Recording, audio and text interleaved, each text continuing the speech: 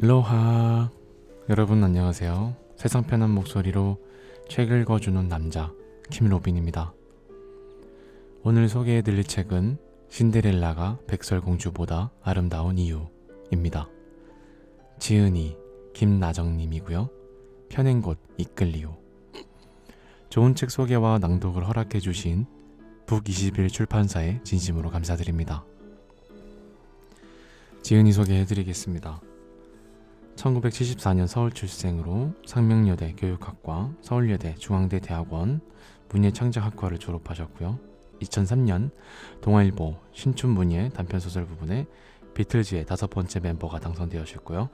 2006년 문학동네 평론 부분에 성난 얼굴로 돌아가지 마라, 돌아보지 말라가 당선되었다. 공조로 공포와 가족은 힘이다와 저서로 꿈꾸는 건축가 안토니 가우디 등을 발표했습니다. 추천사 읽어드리겠습니다. 요리구두를 신고 춤추는 당신을 상상하라. 책 두 권을 한 번에 참 재미있게 읽었다. 이 책을 읽고 난 후의 느낌이다. 너무 즉자적인 감상이 아닌가 하는 생각이 들겠지만 이 책은 나에게 자기계발서도 이렇게 재미있게 만들 수 있구나 하는 신선한 충격을 던져주었다. 지금까지 모아왔던 자기계발서와는 다르게 다른 형식이 놀랐고, 신데렐라와 백설공주라는 두 인물을 비교하면서 자기 개발적인 요소들을 끄집어내는 치밀함에 놀랐다. 때문에 처음 이 책을 접했을 때 들었던 진부한 글일 것이라는 선입견은 여지없이 빗나갔다. 그도 그럴 것이 신데렐라와 백설공주 이야기는 누구나 아는 이야기다. 게다가 과연 그 두 인물을 통해 자기 개발적인 요소들을 어떻게 끄집어낼 수 있을까 하는 의구심이 너무나 자연스럽게 다가왔기 때문이다. 첫 장을 읽으면서 어린 시절의 추억이 떠올랐다. 그리고 뒤이어 짧은 한숨이 터져 나왔다. 철없던 시절의 신데렐라와 노래하면서 막연하게 동경했던 고무줄 놀이를 할 때 신데렐라, 그리고 지금의 내가 바라보는 신데렐라의 본질에는 차이가 없다. 하지만 지금의 신데렐라는 막연한 동경의 대상도 동정의 대상도 아니다. 그녀는 이제 우리 모두의 롤모델이 되어 돌아왔다. 신데렐라는 우리에게 두 가지 모습을 보여준다. 환경에 순응하는 순정형 신데렐라와 자신의 노력으로 환경을 극복하는 도전형 신데렐라가 그것이다. 아마도 이 책은 여성 독자를 타겟으로 만들어지지 않았나 싶다. 그런 의미에서 그들에게 충고의 말을 전하고 싶다. 많은 여성들이 사회적 제약 때문에 좌절하거나 달성해야 할 목표의 근처에도 가보지 못하고 지레 포기하는 경우를 많이 본다. 하지만 사회적 제약은 동전의 양면과 같다. 수동적으로 대처할 경우 당신의 발목을 잡는 장애물이 되지만 능동적으로 대처한다면 장점으로 바꿔나갈 수도 있다. 그러기 위해서는 당당한 자신감을 가져야 한다. 내가 언젠가 모 잡지와의 인터뷰에서 후배들에게 전하고 싶은 조언에 대한 질문을 받고 했던 대답이 기억난다. 나는 그때 남자들과의 경쟁을 정면 돌파하라, 감정을 컨트롤하라, 슈퍼우먼의 꿈을 버려라, 뒷담화에 신경 쓰지 말라는 충고를 했다. 그런데 놀랍게도 이 책에 그 모든 내용이 담겨 있었다. 뿐만 아니라 여성에게 꼭 필요한 정보력, 인적 네트워크, 사업화 등이 재미있는 이야기와 함께 구성되어 있었다. 이 책은 모두 7장으로 구성되어 있으며 전체적인 줄거리는 신데렐라와 백설공주 동화를 따르고 있다. 그러면서도 환경, 조건, 고난, 유혹, 비전, 네트워크, 행운, 행복 등 자기 개발의 필수 아이템을 망라하고 있다. 또한 각 장르별로 실제적인 사례를 통해 개인적인 적용이 가능하게 했으며 각 장의 끝부분에는 자기를 점검할 수 있는 팁을 만들어주는 배려도 잊지 않았다. 우리는 철저한 자기관리가 필수적인 시대를 살고 있다. 회사가 모든 것을 보장해 줄 수 있다는 꿈에서 벗어나야 한다. 20대에는 30대가 되기 전에 자신에게 맞는 천직을 찾아야 한다. 30대에는 그 분야에 최고가 되어야 한다. 관련 분야에서 모든 사람에게 꼽힐 정도로 전문가가 되어 있어야 한다. 대학생이라면 1, 2학년 때에는 놀면서도 자신이 잘할 수 있는 것을 찾아야 한다. 그 시기에 자기가 좋아하는 것이 무엇인지, 무엇을 잘할 수 있는지를 파악하는 것이 필요하다. 자, 이제 공주병에서 깨어나 현실을 직시하라. 그리고 신데렐라를 롤모델로 당신의 상황들을 정면으로 돌파해 나아가라. 당신의 꿈이 이루어질 날이 머지않았다. 이 책을 다 읽고 나면 아마 당신은 유리구두를 신은 신데렐라로 변신해 있을지도 모른다. 동화 속 신데렐라가 아닌 현실의 신데렐라가 되어보라. 그리고 멋지게 춤을 추고 있는 당신을 상상해 보라. 유엔 파트너즈 대표이사 유순신님의 추천사였습니다. 파트가 7장이고요. 파트 1 시작을 한번 해보도록 하겠습니다. 당신의 내일은 당신이 선택한 오늘에 달려있다. 왜 나는 남들만큼 좋은 조건을 타고나지 못했을까? 한숨이 절로 나올 때가 있다. 인생의 출발점은 각기 다르다. 처한 환경도 다르고 여건도 다르다. 그러니 이 순간은 우리는 양자택일을 강요받는다. 현실을 탓하고 주저앉을 것인가? 아니면 주어진 현실을 인정하고 바꿔나갈 것인가? 선택에 따라 인생의 방향은 달라진다. 안주하는 삶은 당장은 편할지 모르지만 성장을 기대하기는 어렵다. 당장 편히 살자고 미래를 저당 잡힐 수는 없다. 보다 나은 내일을 위해 오늘을 투자해야 한다. 내일을 위한 도전은 지금의 나를 인정하는 것에서 출발한다. 푸념만 늘어놓는다고 해서 바뀌는 것은 아무것도 없다. 백설공주는 신데렐라와는 비교할 수 없을 만큼 많은 것을 타고났다. 스스로의 노력으로 얻은 것이 아니라 부모에게 받은 것이다. 그러므로 그녀는 그 소중함을 알지 못했다. 결국 그녀는 현실에 안주하는 삶을 택하게 된다. 하지만 신데렐라는 그녀는 백설공주에 비해 상대적으로 가진 것이 적었다. 그나마 계모가 모든 것을 빼앗아갔다. 그녀가 누릴 수 있는 작은 행복마저 계모와 새 언니들에게 박탈당하고 만다. 그렇지만 그녀는 포기하지 않았다. 현실을 인정하면서도 자신의 꿈을, 자신의 목표를 이루어가기 위해 계획을 착실히 실천했다. 처지를 비관하고 자포자기했다면 우리가 아는 신데렐라는 없었을 것이다. 당신은 스스로 백설공주라 생각하는가? 아니면 신데렐라?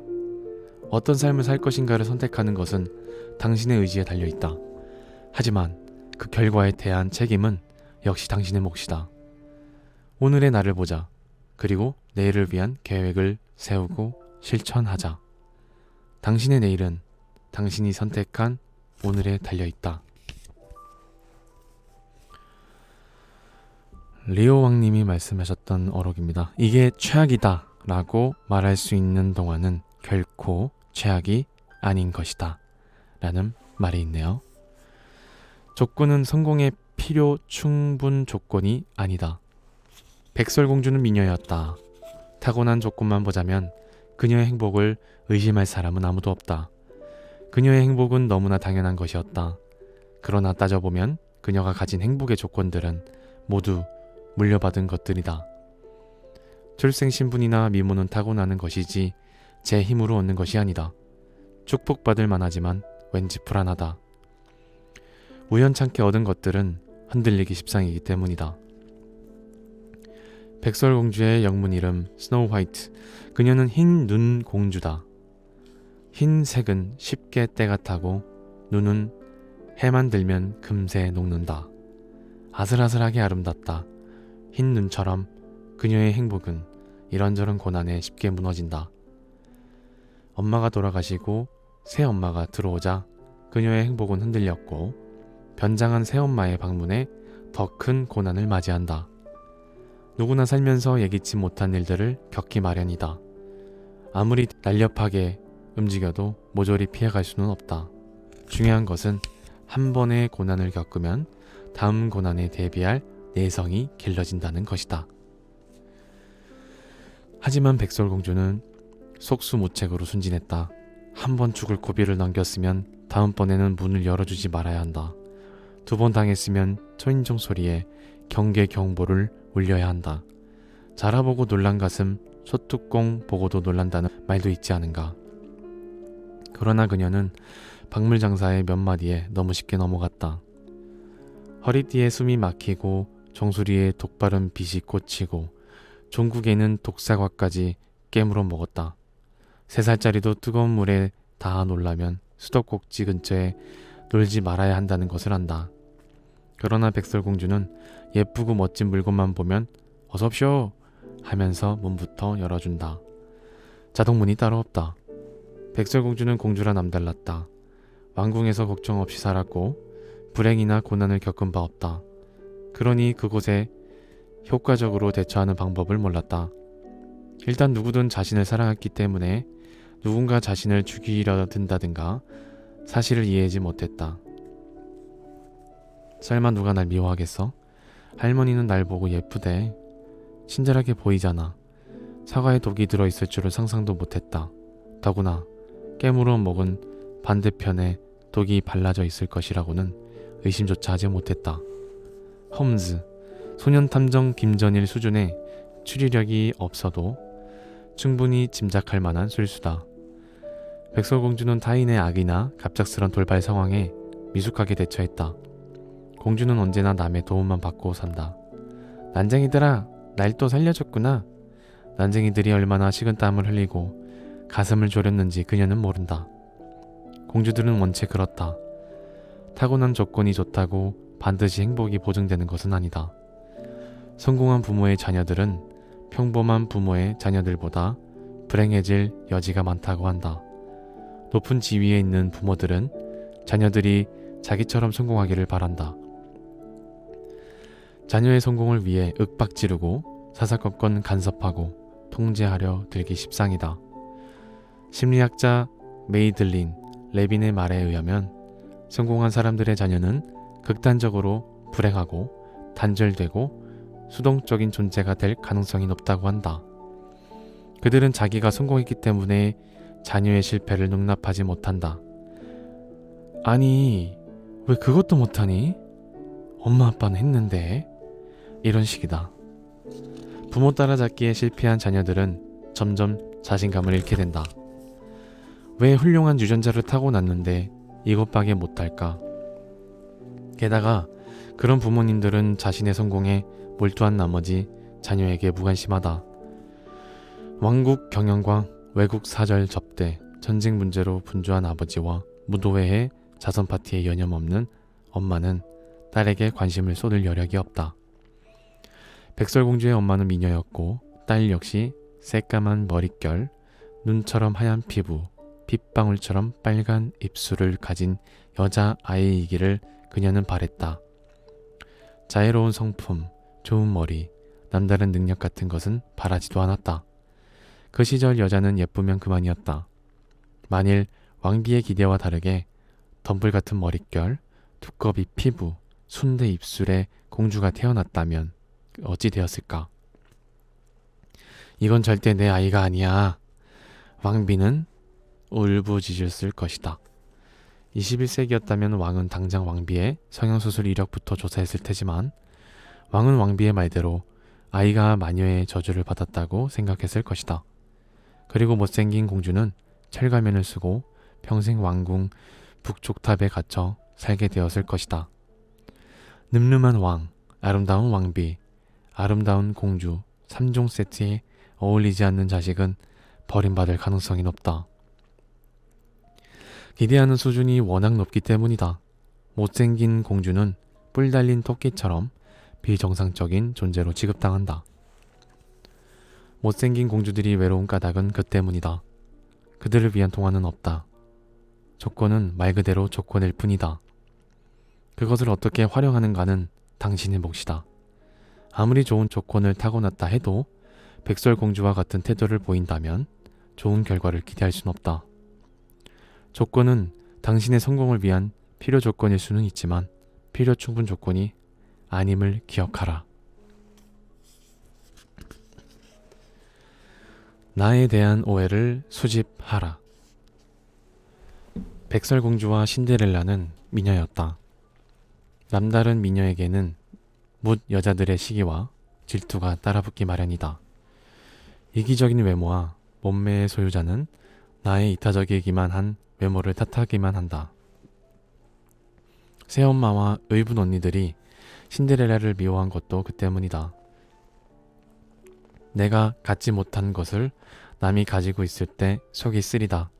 돈이 없는 사람은 돈이 있는 사람이, 재능 없는 사람은 천재가, 무뚝뚝해서 손해보는 사람은 애교덩어리들이 밉상이다. 그렇지만 대놓고 미워하면 자기가 자신이 비참해진다. 예쁜 여자에게 네가 예뻐서 난 기분이 나빠 라고 대놓고 말하지 않는다.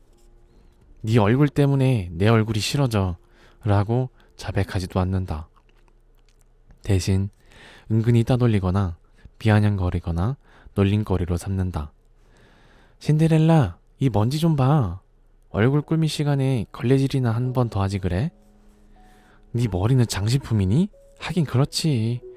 예쁜 여자들은 골이 비었다라는 게 틀린 말이 아니라니까.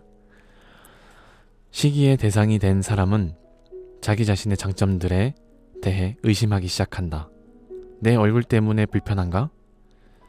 죄책감을 느낄 수도 있고 시기심을 피해 인간관계를 끊거나 자신의 장점을 스스로 포기하려는 유혹을 느끼기도 한다.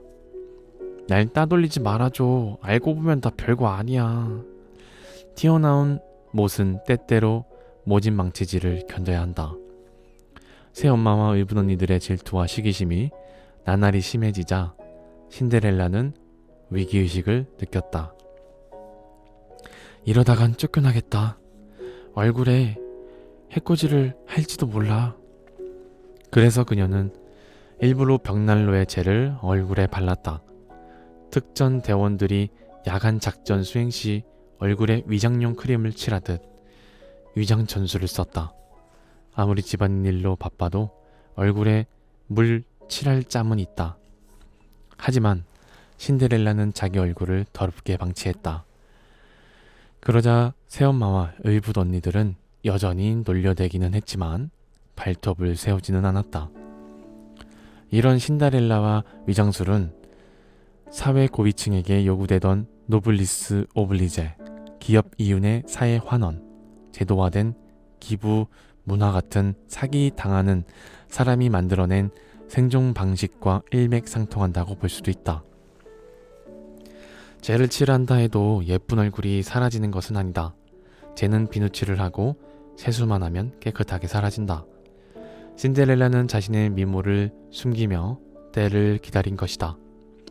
자신의 외모나 재능이 공격의 표적이 된다는 사실을 당분간 가려두는 지혜가 필요하다. 새엄마가 백설공주를 주기로 했던 것도 전초생이 너무 예뻤기 때문이다. 백설공주는 자라면서 나날이 아름다워졌다. 왕에게서 애교를 부렸고 그럴 때마다 왕은 죽은 왕비를 그리워했다. 널 보면 네 엄마가 생각이 나는구나. 꼭 너처럼 예뻤지. 새엄마는 전직이 마녀였다. 예쁜 얼굴을 들이대 왕비 자리를 차지했다. 미모밖에 내세울 게 없는데 그 유일한 장점이 자꾸 위협당하자 불안하기 짝이 없었다. 새엄마는 울적하며 지하실로 내려갔다. 장막을 걷어내고 거울 앞에 섰다. 거울에 얼굴을 비춰본다는 것은 남이 자신을 어떻게 볼지 미리 점검하는 것이다. 그녀는 거울에 비친 모습을 보며 물었다. 사실 거울에 입에 달릴 일은 없다. 왕비는 복화술사처럼 거울의 목소리를 흉내내며 자문자답을 놀이를 했다. 왕비가 묻기를 거울아 거울아 세상에서 누가 가장 아름다우냐? 왕비가 대답하기를 왕비님이 세상에서 가장 아름답지요.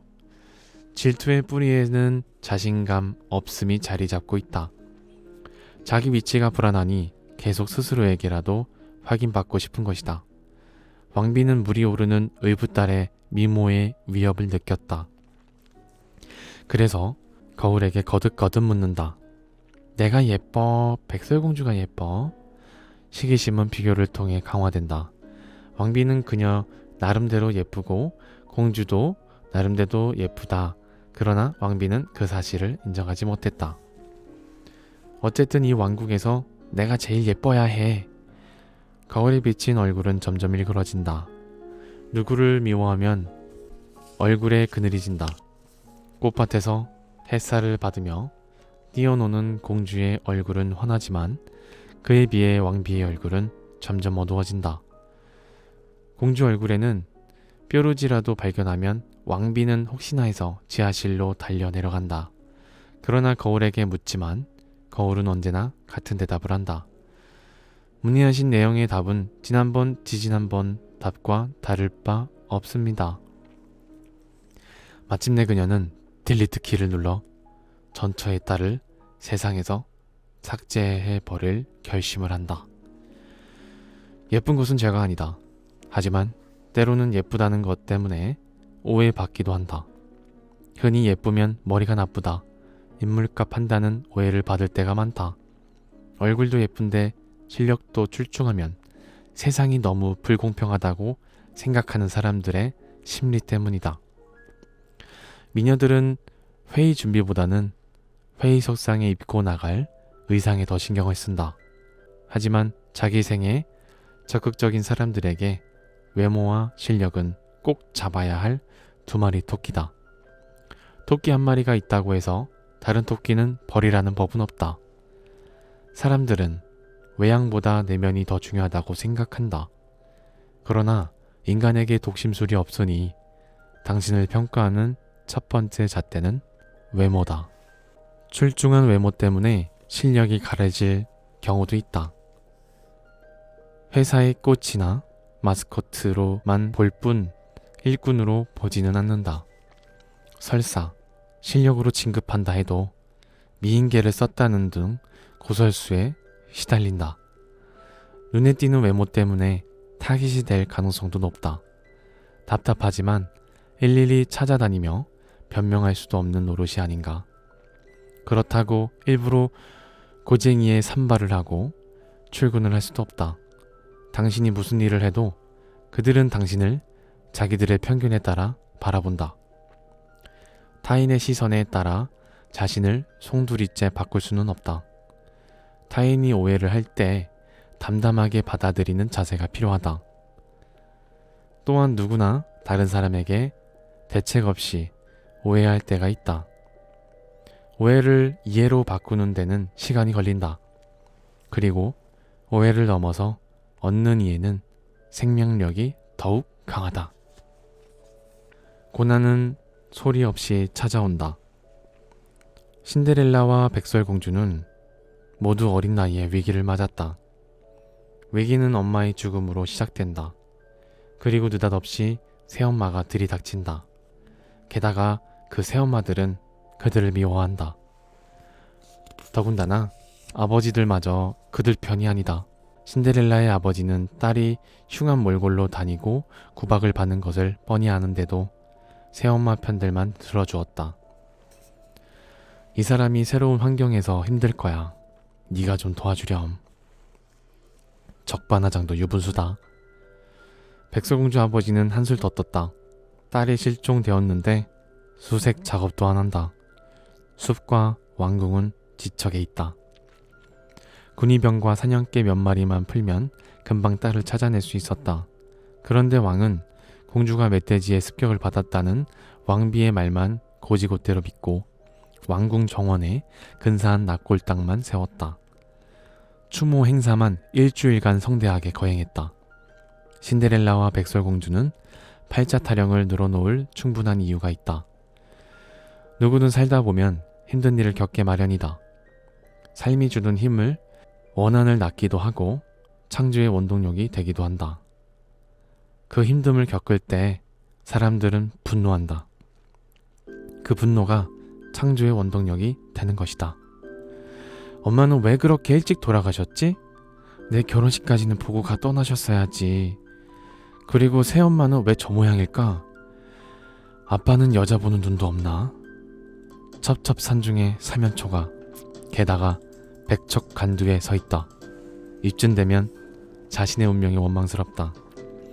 자신의 처지, 세상, 운명 등을 싸잡아 저주하게 된다. 반면 어떤 사람들은 그 힘겨움을 자신의 한계를 돌파하고 삶의 새로운 장을 여는데 계기로 삼는다.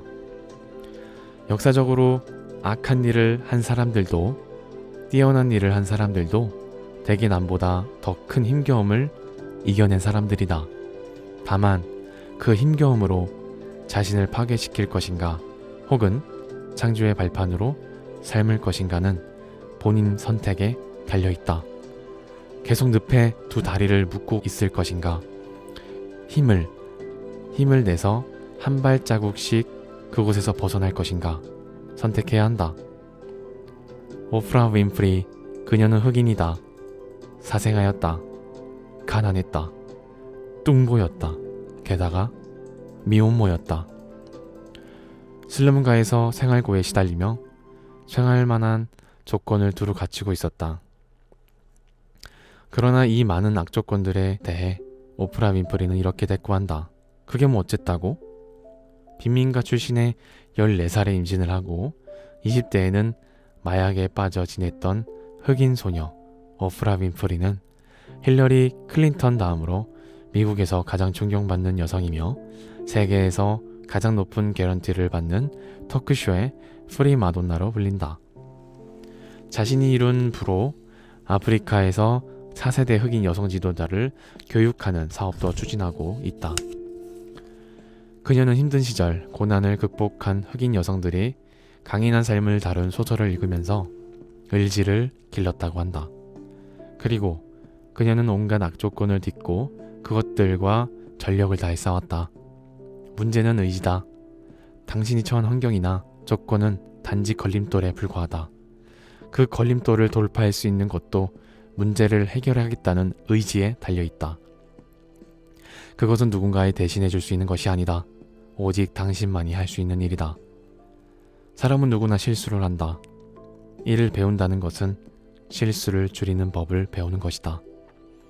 신참들은 회사의 규칙을 잘 모르고 엄벙덤벙 실수를 연발한다. 그럴 때 자책하기 십상이다. 나는 바보인가 보다. 회사가 나에게 안 맞나 보다. 그러나 처음부터 말끔하게 일을 잘 처리하는 사람은 없다. 당신에게 불을형을 하는 상사도 예전에는 당신처럼 실수를 하고 얼굴이 화끈거리게 지적을 받았던 신참이었다. 문제는 실수를 저질렀다고 해서 일 전체를 포기하는 것, 실수할까봐 두려워서 아무것도 시도하지 않는 것이다. 성공은 오류와 실수를 줄여가는 데서 시작된다. 그러므로 실패는 성공을 위한 디딤돌인 것이다. 따끔하게 실수를 지적하는 상사를 미워하지 말라. 그는 당신이 같은 실수를 반복하지 않도록 도와주는 사람이다. 괜찮아. 그럴 수도 있지. 라고 설렁설렁 넘어가는 사람은 당신이 계속 실수를 하게 내버려두는 것이다. 그는 당신이 제대로 일을 하든지 말든지 상관하지 않는다. 그러면 당신은 개선될 여지 없이 실수를 연발하다 결국 제 발로 회사를 나가게 된다. 싫은 소리도 애정이 있을 때 한다. 무서운 상사는 욕을 먹을지언정 당신이 잘 되기를 바라는 것이다. 같이 일하기 위해 필요한 것들은 습득하도록 도와주는 것이다. 실수를 했을 때 그것에 적절히 대처해야 한다. 이미 저지른 일을 되돌릴 수는 없다. 감정적으로 대응하거나 변명하려고 들지 말라. 동정을 얻을 수 있을지는 몰라도 상대는 당신이 감정에 휘둘리며 자기 잘못을 정확히 인식하지 못한다고 낙인 찍는다. 실수에 대해서는 효율적으로 대처해야 한다. 오답풀이 노트를 정확하게 꼼꼼히 작성하라. 그래야 같은 실수를 되풀이하지 않게 된다. 일보다는 인간관계가 더 어렵다. 규칙은 변하지 않는다.